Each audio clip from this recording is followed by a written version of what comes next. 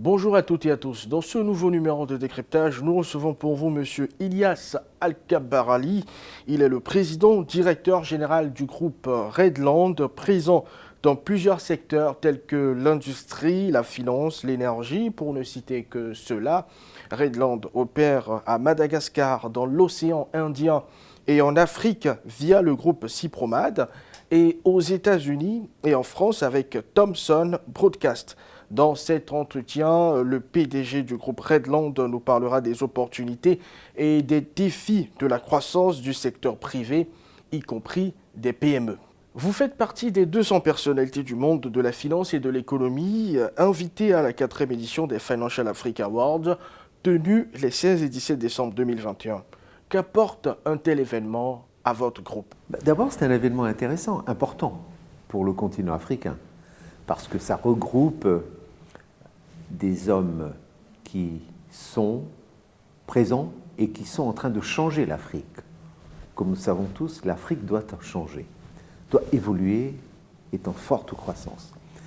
Et ça apporte des échanges, des contacts, des discussions, et c'est de là que nous pouvons créer des partenariats économiques avec les personnes que nous sommes en train de rencontrer. Redland, fondé par vous, revendique une assise internationale. Le groupe opère à Madagascar, dans l'océan Indien et en Afrique via le groupe Cypromad, et aux États-Unis et en France avec Thomson Broadcast.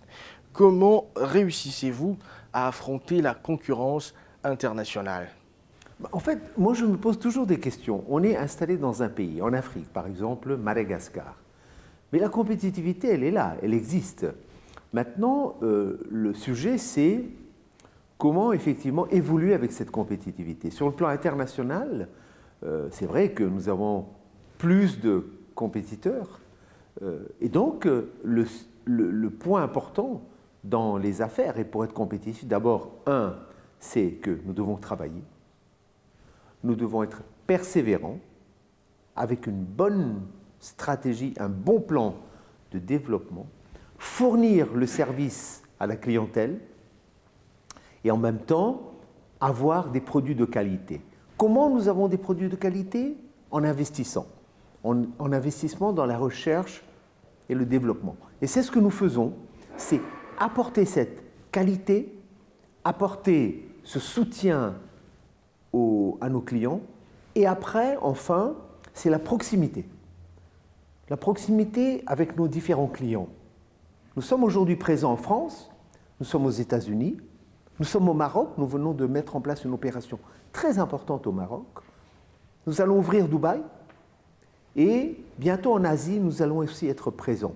Donc nous, aujourd'hui, c'est quoi? C'est vraiment attaquer le marché, être proche de nos clients, être à l'écoute de nos clients pour faire tous les changements dont notre entreprise aurait besoin. Et c'est ça qui fait que nous devenons quelque part très compétitifs au niveau international, puisque nous avons des confrères qui font la même chose, mais nous allons d'égal à égal, avec aucune retenue.